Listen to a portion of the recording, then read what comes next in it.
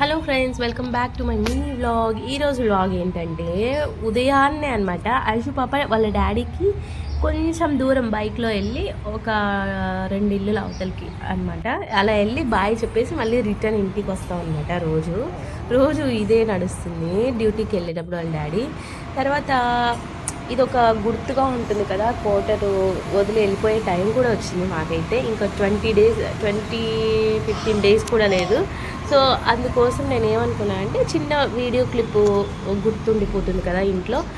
ఇంకో విషయం ఏంటంటే మాకు ఇంట్లోకి వచ్చిన తర్వాత ఐషు పాప పుట్టిందనమాట. అంటే 11 కలిసి 9 ఇయర్స్ తర్వాత మాకు 9 కంప్లీట్ అయిపోతుంది అనగా పాప అంటే ప్రెగ్నెన్సీ వచ్చిందనమాట. సో మాకు ఈ ఇల్లు కొంచెం లక్కీ.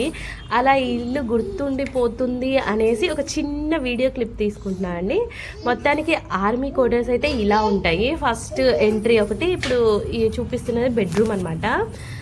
చూడండి, కొంచెం ఈ బెడ్రూమ్ మాత్రం కొంచెం పెద్దగానే ఉంటుంది. రూమ్ హీటర్ మాత్రం ఈ చలికాలం ఎప్పుడు నడుస్తూనే ఉంటుంది, అందుకే ఆ రూమ్ వెచ్చగా ఉంటుంది కదా అనేసి అటు బెడ్రూమ్ పెట్టుకున్నాము. ఇంక ఇది వచ్చేసి కిచెన్ అనమాట. నా చిన్ని కిచెన్ చూడండి. ఇక్కడ పేపర్లు చూడండి, మా చిట్టెలకి ఐషు పాపాయి ఎలా కొరికేస్తుందో. రోజు వస్తుంది లాగేయడం తినడం అలా జరుగుతుంటుంది. మొత్తానికి కిచెన్ డ్యామేజ్గా ఇలా ఉందన్నమాట. అంటే మనం ఎప్పుడు ఉండిపోయేది కాదు కదా, మనం ఇలా రిపేర్లు చేయించుకుంటూ కూర్చునేకి వాళ్ళు వస్తారు.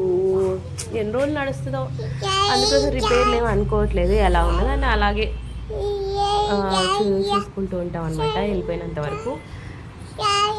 ఇదన్నమాట మొత్తానికి క్వార్టరు. బయటికి ఎంట్రీ, బయట వాతావరణం చూడండి ఎలా ఉందో అసలు.